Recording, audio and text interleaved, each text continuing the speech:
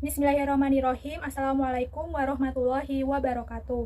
Sebelumnya, saya mengucapkan terima kasih kepada dosen pengampu mata kuliah Komunikasi Bisnis, yaitu Bapak Edi Karyono, yang sudah memberikan kesempatan kelompok saya untuk mempresentasikan tugas akhir semester laporan hasil observasi.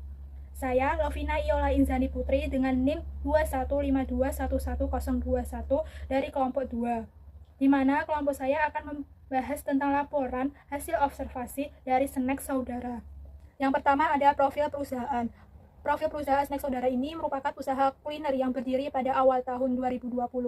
Pada awal berdirinya usaha snack saudara ini melakukan proses produksi di rumah sebagai usaha catering. Produk dari usaha snack saudara ini dipasarkan melalui media sosial karena kondisi masyarakat waktu pandemi yang tidak dapat bertemu atau bertatap muka secara langsung. Sehingga permintaan produk snack saudara semakin tinggi seiring dikenalnya usaha snack saudara ini di pasar. Oleh karena itu, pemilik berinisiatif mengajak 2 orang kerabatnya untuk bekerja sama. Pada tahun 2022, setelah pandemi berlalu, usaha ini semakin dikenal oleh konsumen. Usaha ini melakukan inovasi baru dengan menambahkan beberapa produk makanan atau minuman. Selain itu, sebelum membuka cabang, snack saudara ini pertama kali dibuka di outlet Grand Mall Solo. Nah, usaha ini juga sudah membuka cabang beberapa tempat, yaitu ada di Solo Square, ada di Kartasuro, yaitu dekat dengan UIN Radimasa Surakarta, dan yang terbaru ada di daerah Banyuanyar.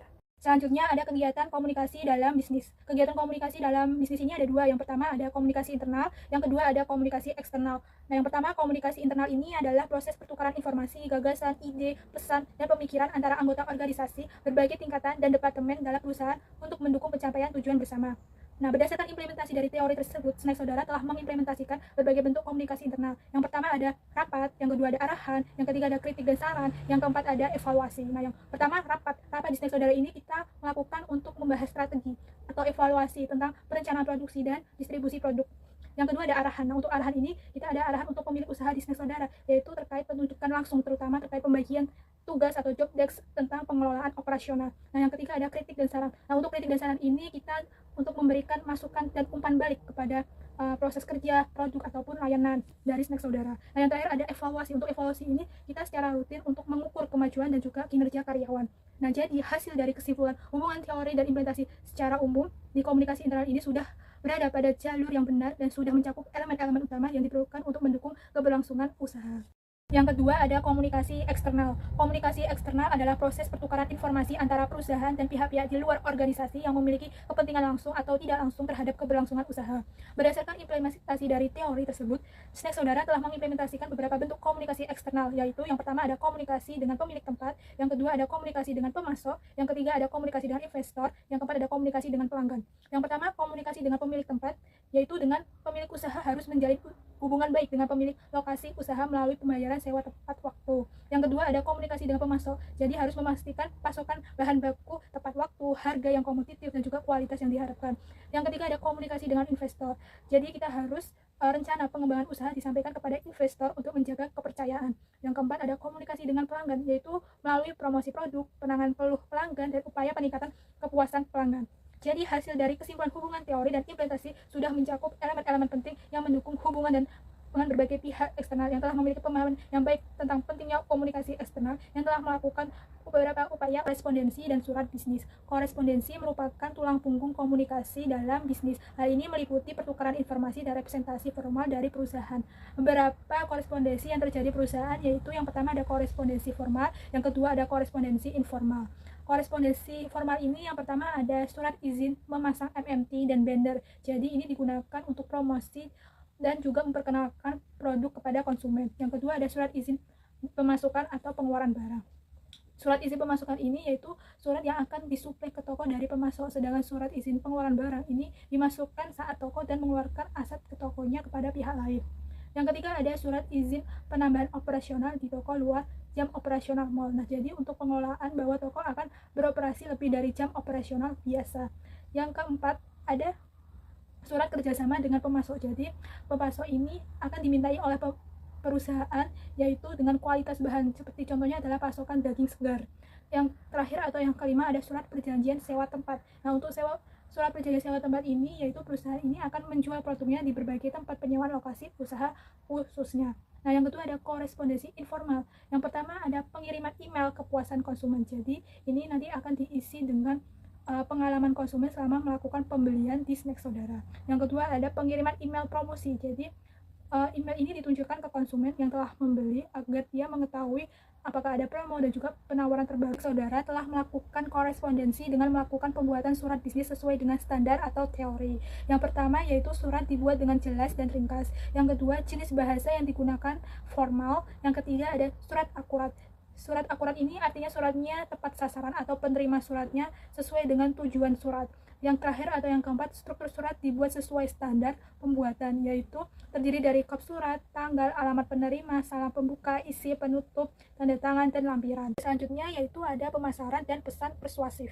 Komunikasi pemasaran merupakan usaha untuk menyampaikan pesan kepada publik, terutama konsumen sasaran, mengenai keberadaan produk di pasar. Nah, ada beberapa komunikasi pemasaran dalam konteks bisnis. Yang pertama ada penyampaian pesan, yang kedua ada menentukan target pasar, yang ketiga ada meningkatkan brand awareness, yang keempat ada edukasi pelanggan, yang kelima ada membangun hubungan jangka panjang dengan pelanggan, yang keenam ada mendapatkan feedback pelanggan, yang terakhir atau yang ketujuh ada meningkatkan penjualan. Nah, untuk pesan persuasif ini merupakan bentuk implementasi komunikasi dalam pemasaran yang sangat efektif. Dalam konteks ini, pesan persuasif dirancang untuk mempengaruhi sikap dan perilaku konsumen agar mengambil tindakan tertentu, seperti membeli produk atau menggunakan layanan. Untuk menyampaikan pesan persuasif secara efektif, nah ada beberapa strategi yang bisa diterapkan di pesan persuasif, yaitu yang pertama menggunakan emosi. Jadi tentang kebahagiaan ataupun kenyamanan. Nah, yang kedua ada logika dan fakta. Nah, untuk logika dan fakta ini kita hanya untuk memperkuat argumen dengan data dan juga fakta yang relevan. Yang ketiga ada ajakan langsung. Implementasi pesan persuasif sebagai bentuk komunikasi pemasaran di snack saudara. Nah, snack saudara ini telah berhasil mengimplementasikan strategi komunikasi pemasaran yang efektif melalui berbagai konten di media sosial dengan menggunakan pesan persuasif. Hal ini dilakukan dengan melakukan penawaran khusus seperti diskon yang menarik perhatian pelanggan. Selain itu, di snack saudara juga secara konsisten menyampaikan keunggulan produk yang ditawarkan, sehingga mampu membangun citra positif di mata konsumen. Untuk kepuasan pelanggan menjadi prioritas utama yang ditujukan melalui emosi terhadap berbagai kebutuhan dan masalah yang dihadapi konsumen. Untuk memperkuat kepercayaan, snack saudara menggunakan testimoni pelanggan yang telah merasakan manfaat produk di snack saudara, yang memberikan bukti nyata dan kualitas dan nilai yang ditawarkan. Nah, untuk strategi ini membantu snack saudara meningkatkan daya tarik sekaligus membangun loyalitas pelanggan. Selanjutnya ada negosiasi. Negosiasi ini adalah pertemuan antara kedua belah pihak atau lebih yang membahas suatu persoalan bisnis dalam arti luas dengan adanya tawar-menawar mutualistik, adanya suatu musyawarah untuk mencapai titik temu, dan adanya kesepakatan antara keduanya. Nah, untuk implementasi negosiasi pada bisnis di snack saudara ini ada dua, yaitu negosiasi dengan pemasok, yaitu dengan daging, sayur, buah, es batu, air mineral, dan lain sebagainya. Yang kedua ada negosiasi dengan pemilik tempat ataupun lahan. Nah, ada beberapa unsur negosiasi. Yang pertama ada pertemuan kedua pihak, yang kedua ada musyawarah membahas persoalan. Nah, untuk pemasok ini, musyawarahnya ini dengan harga dan kualitasnya ini harus sebanding. Kalau sedangkan dengan tempat atau lahan itu harus mengenai persoalan biaya sewa menyewa yang mengalami kenaikan di setiap tahunnya. Yang ketiga ada tawar-menawar. Nah, di pemasok ini terjadilah tawar-menawar dengan harga dan kualitas barang pasokan. Nah, yang untuk tanah atau lahan itu terjadinya potensi tempat untuk berjalannya pada waktu ke depan untuk harga sewanya. Nah, yang keempat ada mencapainya kesepakatan. Untuk mencapai kesepakatan ini di pemasoknya ini yaitu dengan ketentuan tertentu yang ditawarkan waktu membeli pemasok tersebut. Nah, untuk lahannya yaitu dengan ketentuan harga sewa yang dibahas pada waktu tawar-menawar. Nah, jadi kesimpulan hubungan antara teori dan implementasi negosiasi ini yang dilakukan di snack saudara sudah sesuai dengan teori tentang negosiasi, yaitu terdapat persoalan yang membahas antara kedua pihak, adanya tawar-menawar, adanya titik temu setelah melakukan tawar-menawar, dan kesepakatan dua pihak yang saling menguntungkan. Selanjutnya ada etika dan teknologi. Yang pertama ada etika dan yang kedua ada teknologi. Nah, untuk etika dalam komunikasi bisnis ini adalah prinsip oral yang mengatur interaksi antara individu dan organisasi. Hal ini penting karena mempengaruhi reputasi, kepercayaan, dan hubungan perusahaan dengan karyawan, pelanggan, mitra, dan masyarakat. Adapun beberapa unsur ataupun komponen etika, yang pertama ada kejujuran, yang kedua transparansi, yang ketiga kepatuhan terhadap hukum, yang keempat ada penghormatan terhadap privasi, yang kelima ada tanggung jawab sosial, yang keenam ada keadilan, yang ketujuh ada keterlibatan dan partisipasi. Yang ke-8 ada etika dalam pemasaran. Yang ke-9 ada kepatuhan terhadap kode etik. Yang terakhir ada pengembangan berkelanjutan. Nah, yang kedua ada teknologi. Nah, untuk teknologi dalam komunikasi bisnis ini mencakup berbagai alat, platform, dan sistem yang digunakan untuk memfasilitasi pertukaran informasi dan kolaborasi antara individu dan organisasi. Adapun beberapa unsur ataupun komponen terhadap teknologi, yang pertama ada perangkat keras ataupun hardware, yang kedua ada perangkat lunak ataupun software, yang ketiga ada jaringan, yang keempat ada data dan informasi, yang kelima ada platform kolaborasi, yang keenam ada keamanan dan privasi, yang ketujuh ada infrastruktur TI, yang kedelapan ada analistik dan pelaporan, yang kesembilan ada SDM atau sumber daya manusia, yang kesepuluh ada etika dan kebijakan komunikasi. Untuk implementasi etika pada bisnis snack saudara ini, yang pertama ada kejujuran. Dan di kejujuran ini, snack saudara harus menyampaikan informasi produk secara akurat, termasuk bahan dan harga untuk membangun kepercayaan pelanggan. Yang kedua ada transparansi. Nah, untuk transparansi tersendiri, snack saudara harus berkomunikasi terbuka tentang promosi dan kebijakan layanan serta memberikan informasi yang jelas tentang produk. Yang ketiga ada kepatuhan terhadap hukum. Snack saudara harus mematuhi regulasi yang berlaku terkait keamanan pangan dan perlindungan konsumen. Yang keempat ada privasi atau penghormatan terhadap privasi. Jadi di snack saudara ini harus menjaga kerahasiaan data pelanggan dan tidak membagikan informasi pribadi tanpa izinnya. Yang kelima ada tanggung jawab sosial. Jadi di snack saudara ini harus mempertimbangkan dampak sosial dari kegiatan bisnisnya, termasuk penggunaan bahan baku lokal. Yang keenam ada keadilan. Jadi keadilan di snack saudara ini harus memperlakukan semua pelanggan dan pemasoknya dengan adil tanpa diskriminasi. Yang ketujuh ada partisipasi atau keterlibatannya. Jadi di snack saudara ini harus mendorong umpan balik dari pelanggan, yaitu melalui survei kepuasan dan media sosial untuk meningkatkan layanan.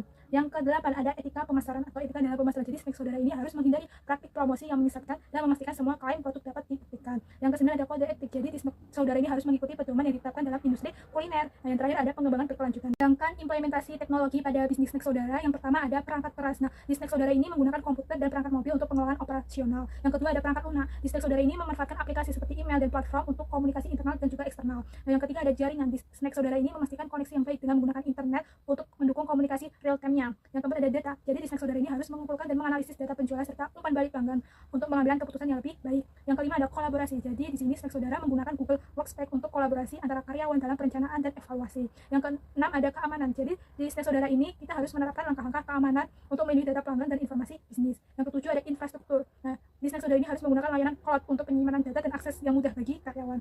Yang kedelapan yaitu ada analitik. Analitik ini yaitu snack saudara harus memanfaatkan alat analitik untuk mengevaluasi kinerja karyawan atau kinerja pemasaran.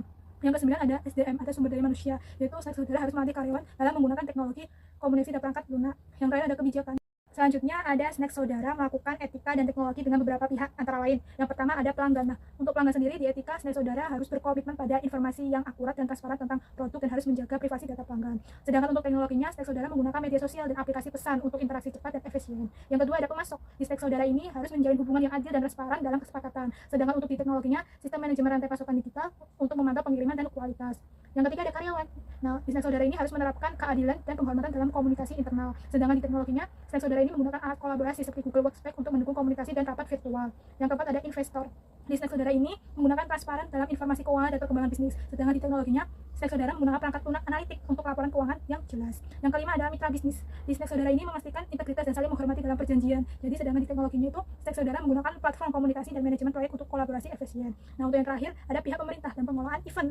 Nah, jadi di snack saudara ini harus mematuhi regulasi dan menjaga hubungan baik dengan pihak berwenang. Nah, untuk sedangkan teknologinya di snack saudara ini menggunakan sistem online untuk pengajuan izin dan komunikasi persyaratan event. Akhir yaitu kesimpulan hubungan antara teori dan implementasi etika dan teknologi. Untuk etika dan teknologi yang dilakukan oleh snack saudara sudah sesuai dengan teori tentang etika dan teknologi, yaitu yang menekankan transparansi, tanggung jawab sosial, dan keadilan. Dengan memanfaatkan platform digital untuk komunikasi dan umpan balik, berusaha memastikan operasi yang responsif dan transparan. Selain itu, snack saudara menghormati hak individu dalam pengelolaan data dan privasi, menciptakan kepercayaan di antara pelanggan dan mitra bisnis. Pendekatan ini mencerminkan integrasi yang baik antara prinsip etika dan penggunaan teknologi, mendukung keberlanjutan dan tanggung jawab sosial dalam bisnis. Baik, sekian, terima kasih atas presentasi saya dari kelompok 2. Apabila ada kesalahan perkataan maupun perbuatan, mohon dimaafkan. Akhir kata saya ucapkan wassalamualaikum warahmatullahi wabarakatuh.